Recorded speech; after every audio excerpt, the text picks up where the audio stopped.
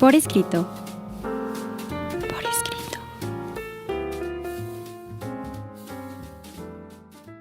Bienvenidos a un programa más de Por Escrito. Estamos en Radio Anáhuac y el día de hoy nos acompañan... ¿Qué tal? Sean súper bienvenidos. Mi nombre es Cecilia Durán Mena y seguimos atrapando lectores y escritores para nunca dejarlos ir. ¿Cómo están? Me da mucho gusto saludarles. Yo soy Raúl Sanz. Un servidor, Juan Carlos Padilla, nuestras redes sociales, Raúl. Desde luego los invitamos a que nos sigan en todas nuestras redes sociales. Hágalo a través de Facebook, Revista Por Escrito, Twitter, @Por Escrito, Instagram, @Revista Por Escrito. Escúchenos a través de Spotify, véanos en nuestra página web y recuerde las 2 atentas invitaciones que le hago cada miércoles para que nos escuche a través de Radio Anáhuac y que sepan que en punto de las 9 de la noche salimos con una nueva emisión a través de Código Libre. Síganos, por favor. Cuando cuentes cuentos, cuenta cuántos cuentos cuentas. Vamos a nuestros pretextos literarios. Pretextos literarios. Ya en nuestros pretextos literarios, mi querida Ceci, parece que vamos a hablar de trabalenguas, pero no son trabalenguas. Puros cuentos contigo, Juan Carlos, puros cuentos. El día de hoy vamos a hablar de una idea que tuvieron Raúl y Juan Carlos, que me parece una idea gloriosa, y es todos esta colección de cuentos que forman un corpus, que se puede leer el cuento por separado, pero que cuando están todos juntos hacen más sentido. Hoy vamos a hablar de estos libros que son antología de cuentos.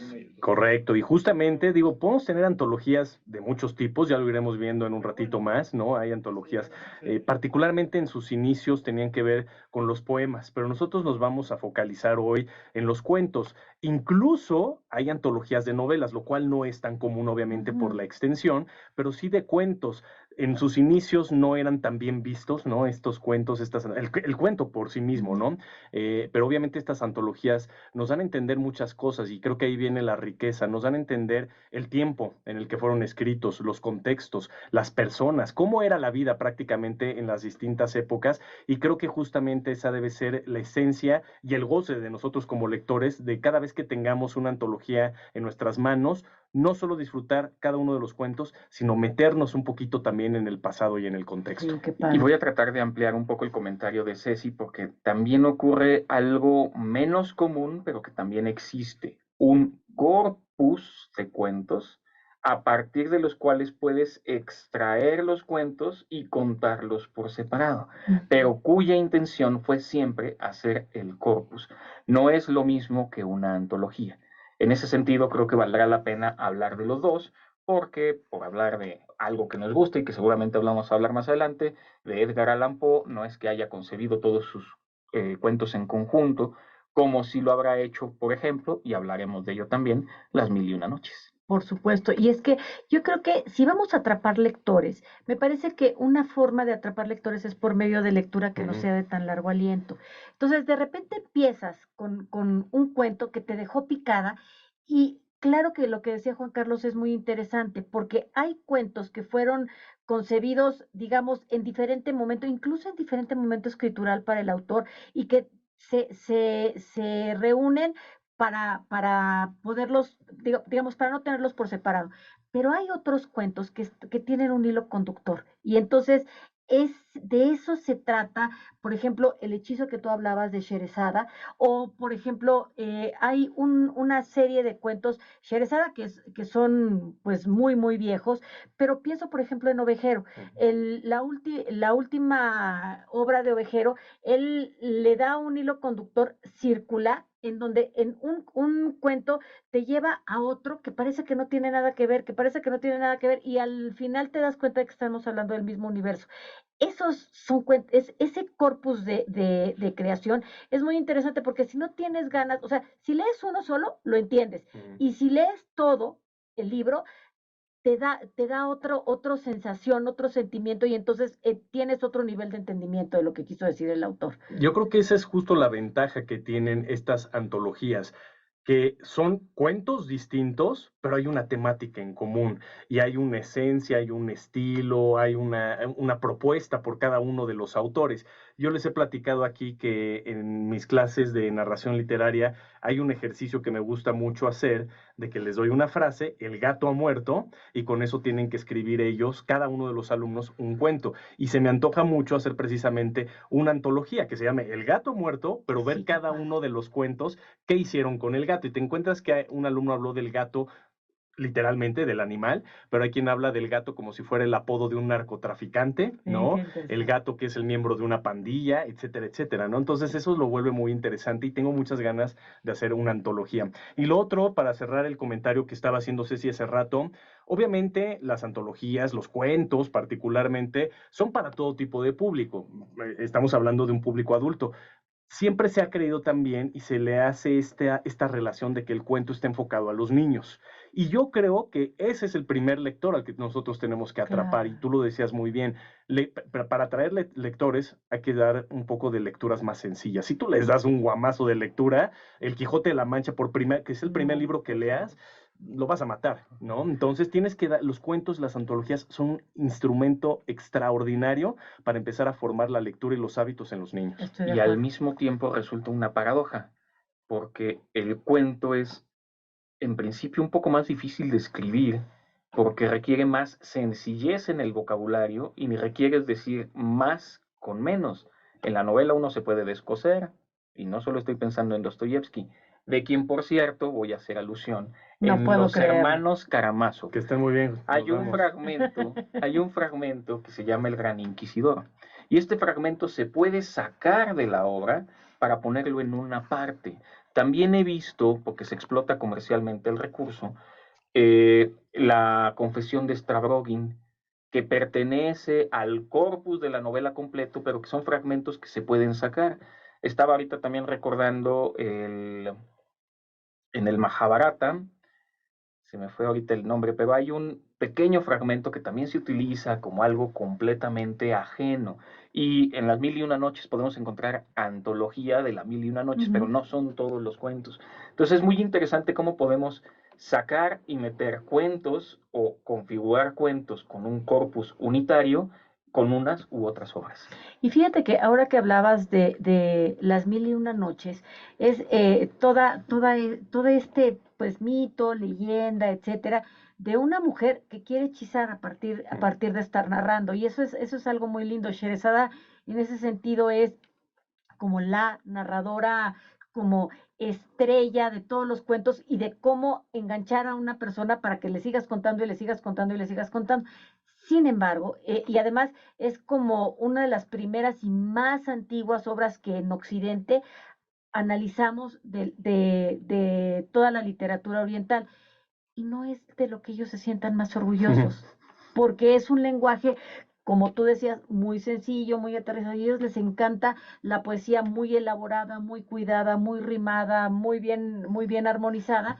Y a mí, la verdad, el ejemplo de Sherezada me parece precioso por muchísimas razones y porque dentro de esa misma antología hay otras antologías. Está Simba del Marino, por ejemplo, ¿no? Claro, es que la sencillez a veces es lo más rico en muchos aspectos, ¿no? Sin Y en ese duda. sentido a veces querer exaltar a lo mejor el vocabulario, a veces dependiendo del formato puede ser ideal, pero en otros casos yo no creo que sea tan idóneo, Estoy ¿no? de acuerdo. Particularmente en los cuentos. Y hablando de antologías, también ya decía yo hace rato que hay muchos tipos de antologías. Nosotros nos estamos enfocando a los cuentos, desde luego, pero hablábamos también de la poesía, antología académica, y hay una que me gusta mucho es la antología musical particularmente. Y voy a poner, por ejemplo, un ejemplo, justo porque está en su gira de despedida el gran Joan Manuel Serrat, Pues sí. ¿no? Que tiene un álbum extraordinario, por ahí lo tengo, que se llama Antología, desde 1969, no, si no mal recuerdo, hasta 1999 por ahí, o sea, 30 Qué años de todo delicia. eso, pero de ahí dio pie a una idea de una biografía en un libro de Serrat,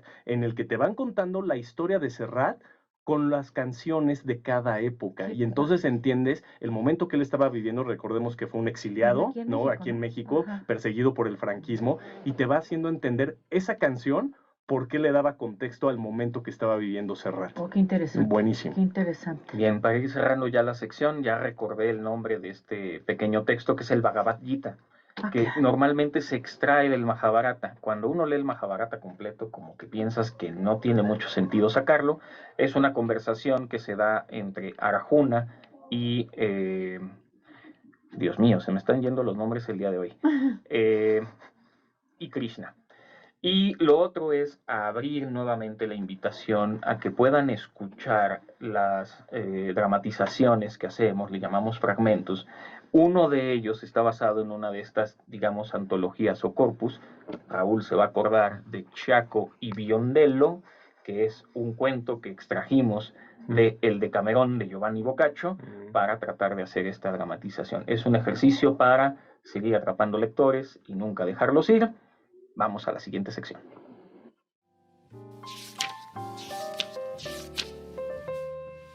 Lo desconocido.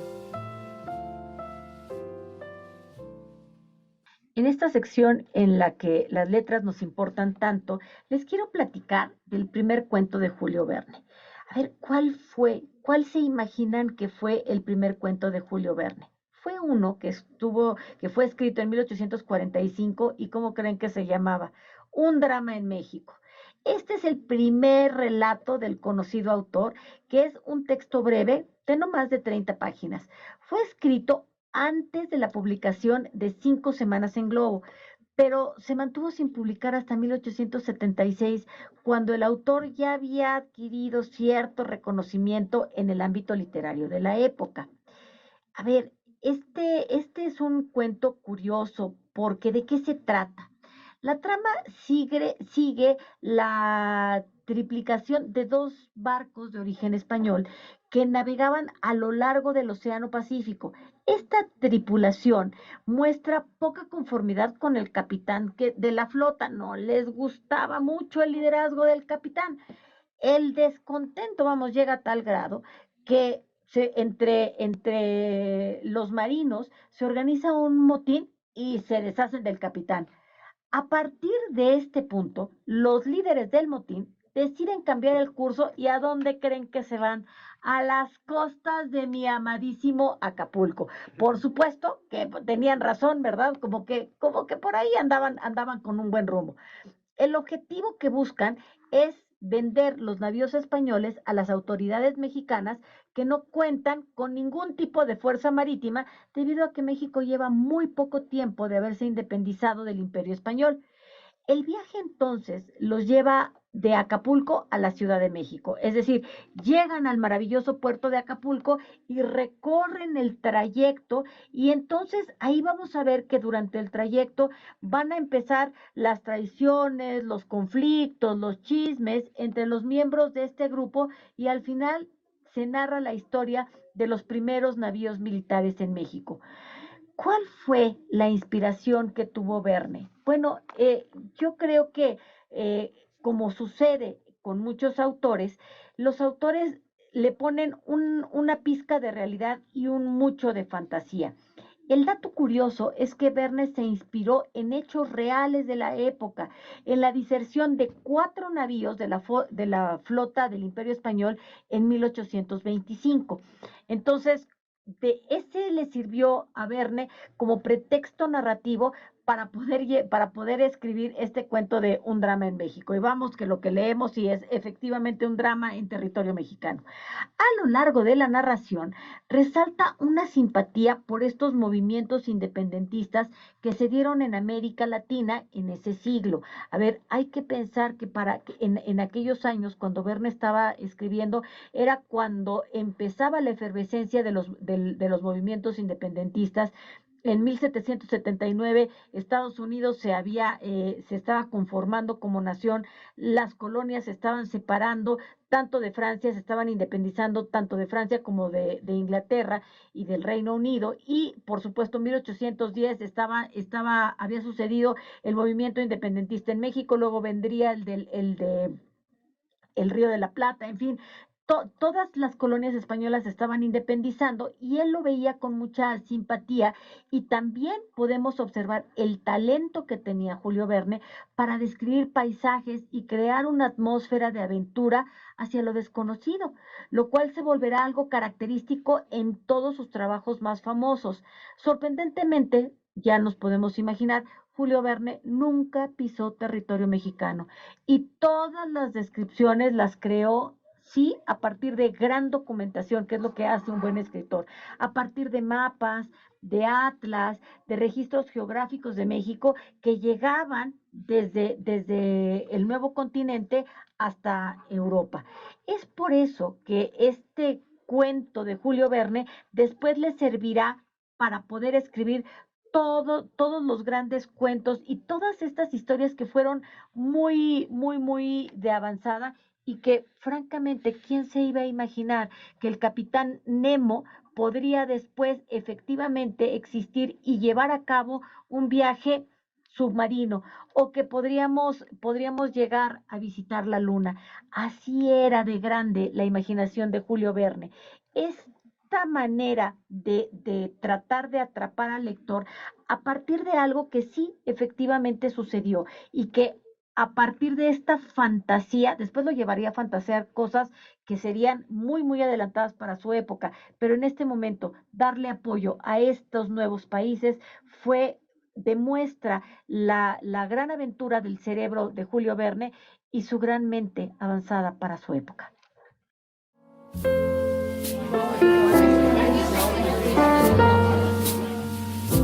Conversaciones. Hemos llegado ya a nuestras conversaciones, mi querida Ceci. ¿Cómo te gustaría comenzar? Fíjate que a mí me gustaría comenzar con una recomendación que tú me hiciste, y son los cuentos de Kafka. Cuentos que verdaderamente uno podría pensar, a ver, uno piensa que los cuentos son facilitos de escribir y facilitos de leer.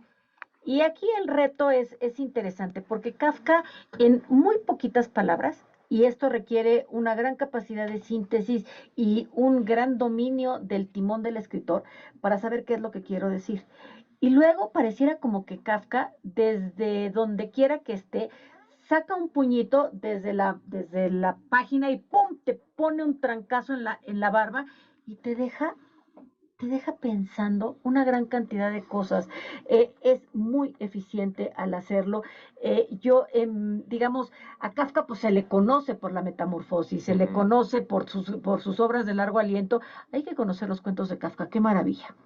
Sí, a mí me gustaría empezar también hablando quizá de algunos de los cuentos más tradicionales que todos conocemos, ¿no? Y que los relacionamos mucho con el público infantil. Estoy hablando de los hermanos Grimm, ¿no? Jacob y Wilhelm, que los conocemos por Hansel y Gretel, los conocemos por Caperucita Roja, por una cantidad de historias que han trascendido en el tiempo, hay que decirlo, y que se han implementado hasta transmedialmente, vamos a hablarlo, ¿no? Porque ¿cómo inician estas historias de manera oral? Es la tradición cultural alemana que estos cuentos se contaban de boca en boca. Y originalmente eran mucho más terroríficos de como los conocemos Sí. actualmente, ¿no? Sí. Entonces, esto es gracioso porque pensamos que están dirigidos a un público infantil. Cuando tú lees Hansel y Gretel, dices, ¿cómo eso va a ser para niños? O sea, abandonar a tus hijos en el bosque. Sin embargo, también habría que entender muchos contextos de nueva cuenta, ¿no? En aquella época, el público, los niños de esas épocas no eran como los niños de ahora. A los niños de esa época se les trataba más como adultos, por lo tanto no se hacían contenidos específicamente cuidados para los públicos infantiles. Era arrojo lo mismo que leemos los adultos. Entonces uno hoy en día se asusta cuando dice, ¿por qué le leían eso a los niños? Porque así era, porque por eso decíamos al principio del programa, los contextos de las antologías de los cuentos nos establecen muy bien el tiempo que se estaba viviendo, ¿no? Entonces los hermanos Grimm, Caperucita Roja, por Dios, ¿no? Pues el lobo se come a la abuelita, luego le abren la panza, ¿no? Y tiene connotaciones eróticas también el cuento, bueno. A las hermanastas de Cenicienta que se cortan los dedos y el talón para que les entre. Entonces, entendamos, esto creo que es un gran ejemplo para entender cómo los cuentos nos hablan verdaderamente del contexto social y de época. Me puse a pensar tantas cosas que ya se me olvidó lo que a ver, a mí me gustaría justo hablar de los libros que son corpus completos y lo que se hace es a veces extraerlos. De verdad, me pareció muy gozoso leer el Decamerón de Giovanni Boccaccio. Es quizá el más antiguo de este tipo que conozco. El Decamerón toma el nombre porque en una pandemia que existió y que le tocó vivir a Giovanni Boccaccio, son 7 mujeres, 3 hombres, se van a terminar encerrando en una hacienda para evitar que esta peste negra, es la peste negra la que está asolando el país, y se van a aislar. Y el acuerdo es que cada día, bueno, cada noche que pasa se van a reunir alrededor del fuego y cada uno de ellos con una temática común van a contar un cuento diferente. Y al día siguiente le tocará elegir la temática a otro de los personajes y así sucesivamente, de modo que pasarán 10 noches, cada noche se contarán 10 historias y eso hace el Decamerón, 100 historias. Creo que vale la pena, aunque en efecto hay unos mejores que otros, leer el corpus completo del Decamerón de Giovanni Boccaccio. Sin duda. Y bueno, imagínate, Juan Carlos, que tú eres un perverso sultán. Y entonces, pero eres perverso porque hay una razón para que seas perverso. Y es que todas las mujeres te han desencantado. Y entonces tú dices a todas las mujeres que vengan conmigo, pues pasarán conmigo esta noche, pero a la mañana siguiente, pues tendrán que morir. Y de repente llega una mujer, una muchachita, de hecho.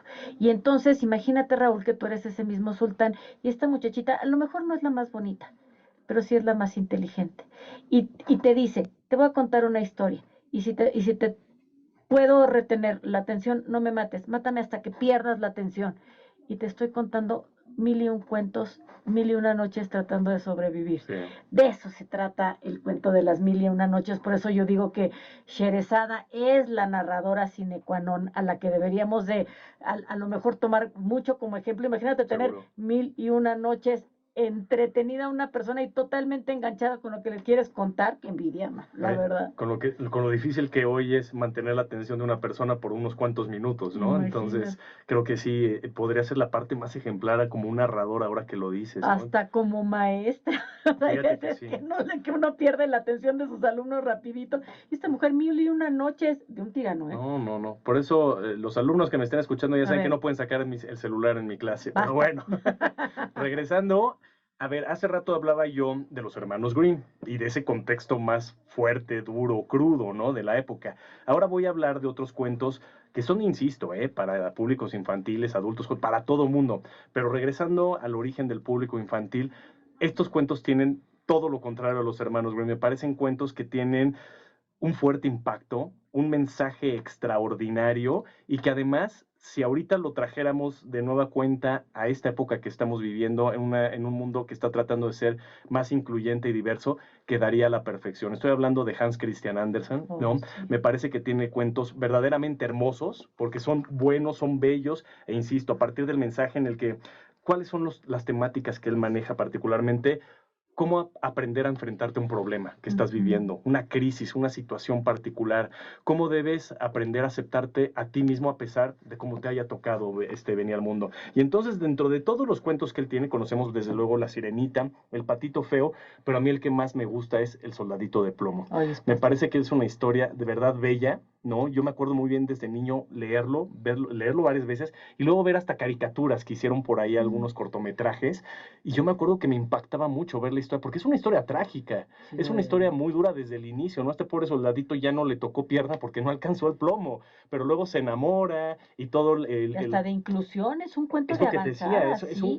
hoy queda muy bien, es una historia que queda muy bien en la actualidad. Entonces, si no han leído a Hans Christian Andersen, corran a hacerlo ahora mismo. Sin duda. Ya recordé lo que iba a decir, la intervención pasada, me acordé de La Pequeña Cerillera, Ajá. Ay, que es un también. cuento de Christian Andersen que Sí. es durísimo, es muy bello, pero es muy duro porque, Súper. claro, la infancia comenzó tras la Revolución Francesa, que es cuando comenzó esta idea de que a los niños había que cuidarlos para que no enfrentaran al mundo, porque en aquel entonces si ya tenías si podías disparar una escopeta ya eras un hombre, ya eras un adulto.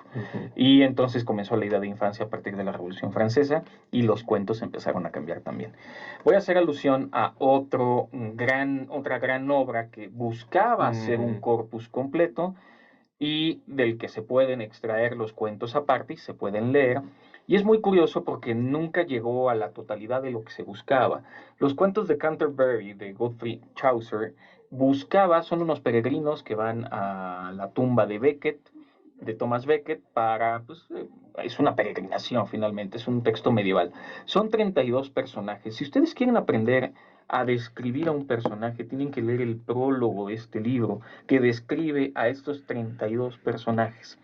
La idea del tabernero, que es quien los va a conducir, es que de ida cada uno de ellos va a contar 2 historias en la peregrinación, de esa manera no se van a aburrir, y de regreso van a hacer lo mismo, de modo que se pensaba que fueran 128 relatos. Sin embargo, se va a morir el autor y solo va a completar 24 de ellos. Y esos 24 cuentos son los que conforman los cuentos de Canterbury, que tampoco nos podemos perder. Fíjate que escuchándolos hablar sobre estos cuentos infantiles que tal vez no eran tanto para niños, pienso en todas las antologías de cuentos rusos de Navidad. Son Sí. verdaderamente de terror. O sea, y está la bruja debajo del puente, y ahí también tienen ellos otra cerillera, que es esta, yo creo que es una adaptación. No sé quién habrá influido a quién, pero es esta niñita que es tan pobre que lo único que tiene son cerillitos para calentarse a ella y al hermano, y todos los cuentos que luchan contra el gran general, que es el invierno, que por cierto es a lo que le está apostando Putin actualmente en la Aquí guerra de sale Ucrania. yo, la pequeña cerillera. Sí. Y me parece que son cuentos durísimos, melancólicos, tristísimos, que hablan de la diferencia entre las personas que todo lo tienen y las que nada tienen, la riqueza de una celebración de Navidad en una familia que puede estar con la chimenea encendida, con el pavo, con los regalos y tal, y la tristeza de la gente que no tiene nada y que tiene que vivir en la calle esa noche, ¿no? Oye, si me hiciste recordar, digo, uno que tiene hijo pequeño, ¿no? Me tocó vivir, no sé si han escuchado de la caricatura Masha y el oso. Es una caricatura rusa, Sí, ¿no? sí. Y debo decir que es muy buena. O sea, si no la han visto, nada más un día dense la oportunidad en Netflix de echarle un ojito, porque es muy buena y a mí me ha gustado mucho verla. Ahorita como que ya la dejó de ver, pero hace unos años la estaba viendo.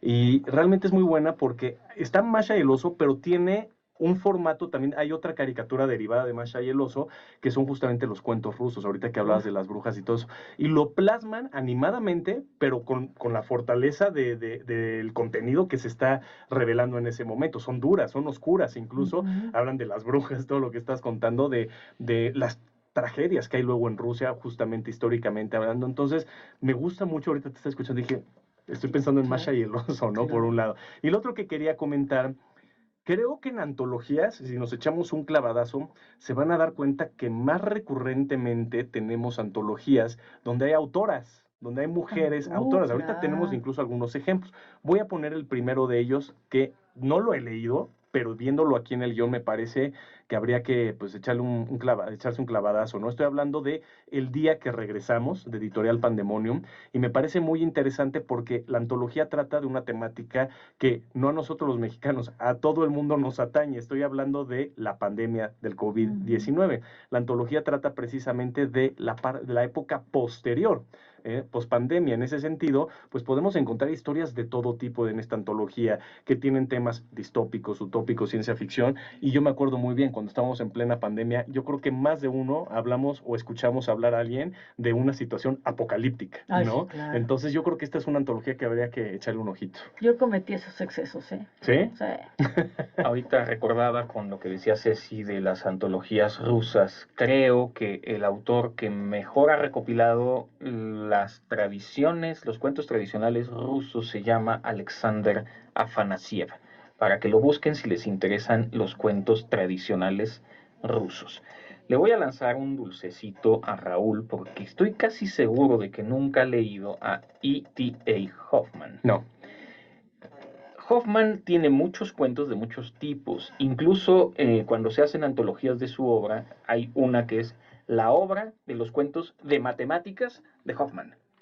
Pero aquí lo que van a hacer en esta antología, que además recomiendo mucho de Editorial Cátedra, porque está bellísimo, son caros, pero aquí está todo, entonces vale la pena tenerlos.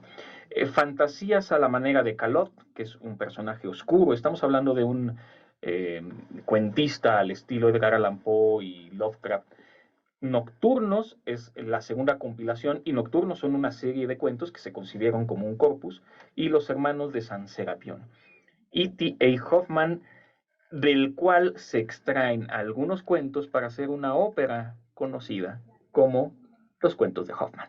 Ay, qué padre. Que yo De aquí tampoco lo he viene. leído, ¿eh? Bueno, yo no me he dado a la tarea de leerlos, pero ya tengo el libro y algún día tendré vida para leer todo lo que quiero Tendremos leer. que tener vida para leer tantas cosas. Fíjense que, bueno, decía Raúl hace rato que los cuentos no gozaban de tanta popularidad y de tanto En prestigio. un origen. De hecho, muchos atribuyen a que Borges no ganó el premio Nobel porque él no tuvo una novela. Digo que con la poesía hubiera sido más que suficiente. Pero lo cierto es que Alice Munro es la primera mujer que gana el premio Nobel de Literatura escribiendo únicamente cuentos, no poesía, no otra cosa, cuentos. Y hay una antología que a mí me encanta que se llama Odio, Amistad, Noviazgo, Amor, Matrimonio, Hateship, Friendship, Courtship, Loveship y Marriage. Es verdaderamente muy fácil de leer.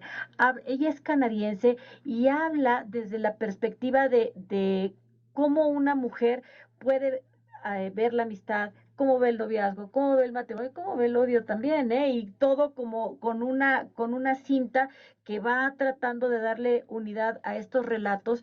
Y es que el ejemplo de Alice Munro es muy lindo porque ella es una mujer que vivió, digamos, como una vida de ama de casa y a partir de su vida de ama de casa puede expresar todos estos cuentos y es algo muy cotidiano, muy cercano, nada pomadoso, bastante fácil de leer.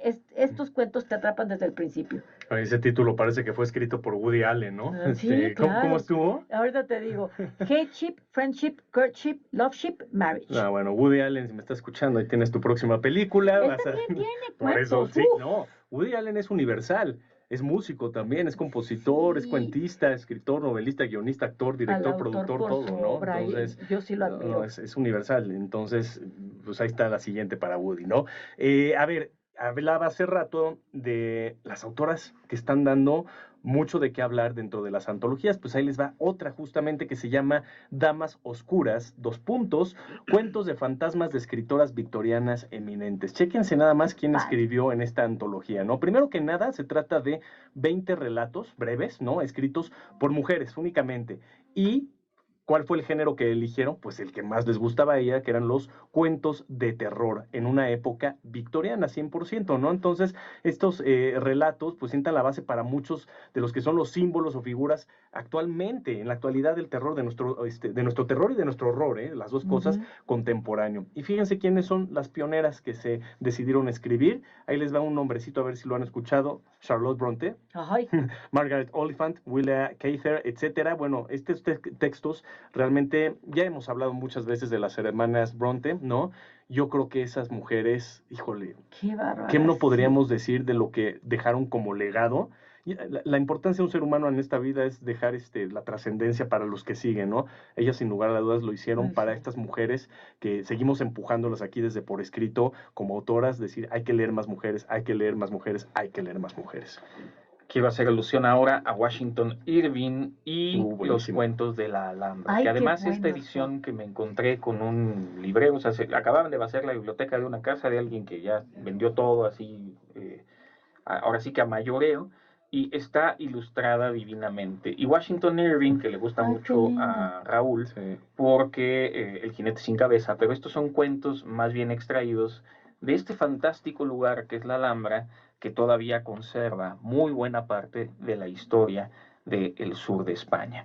Y porque se me está acabando el tiempo y no lo Sí, quiero claro. dejar para ver si cacha el dulce también Raúl, el Silmarillion. Pues sí. El Silmarillion es de alguna manera una antología creada por el mismo autor y aunque haya sido publicada tras su muerte, es un conjunto de relatos que van a ser un corpus completo, que van a hablar de dos edades completas en toda una mitología inventada por él. Sí. También quisiera hacer alusión a Canasta de Cuentos Mexicanos de Bruno Traven. No hay que perdernos la visión de un alemán perdido en México, que amó México, que habló de México, que peleó por México. Bruno Traven, Canasta de Cuentos Mexicanos. Pues rápidamente, me gustaría que leyéramos Suspenso entre Mujeres. Es una antología de escritoras mexicanas coordinado por Carmen Solís. Quiero agradecer a Ivana Prado, Ariadna Belén Reina por haber escrito este guión. Seguimos atrapando lectores para nunca dejarlos ir. Me despido. Mi nombre es Cecilia Durán Mena. Y también para darle un poquito de cierre al dulcecito que me aventó Juan Carlos, efectivamente, aquí hay que dar mucho mérito en el Silmarillion. Obviamente la obra es de Tolkien y ya lo explicaba Juan Carlos, son muchos relatos. Pero aquí hay un mérito tremendo para Christopher Tolkien, el hijo, que hizo un trabajo Fue de el edición editor, brillante claro. y yo diría hasta de escritor, porque le dio un flujo narrativo a todos esos relatos que parece una sola historia. Yo pocas veces he visto un trabajo así por parte de un editor y te insisto, por eso también habría que darle aquí el título de escritor a Súper buen Christopher comentario. Tolkien. Silmarillion, hijo, es una joya y que todo el mundo debería darse a la tarea de leerlo en algún momento, ¿no? Agradecer también en la edición a Juan Manuel Santillán, Agnes Betanzo y Salvador Mota, que sin ellos es imposible la realización de este programa. Yo soy Raúl Sanz, nos vemos y escuchamos la próxima semana. Sí, digo, solo por hacer alusión a Christopher Tolkien y su edición, al final terminó publicando todo lo demás. Incluso ahorita comercialmente se están empezando a vender las versiones extendidas de todos estos relatos que están compilados en el Silmarillion, que termina uno pues gastando un poco más de dinero en eso, hacen colecciones muy bonitas, pero el que hay que leer finalmente es el Silmarillion, que es una belleza. Un servidor, Juan Carlos Padilla, también se despide, no sin antes agradecer a Lalo, a Diego Lome, a Sofía Aranca por hacer esto posible, que su vida literaria sea de antología. Ultimátum. Pero al final, las ficciones versan sobre una persona que le dice a otra, así lo siento yo. ¿Entiendes lo que digo? ¿Tú también lo sientes así? Kazuo Ishiguro, 2017.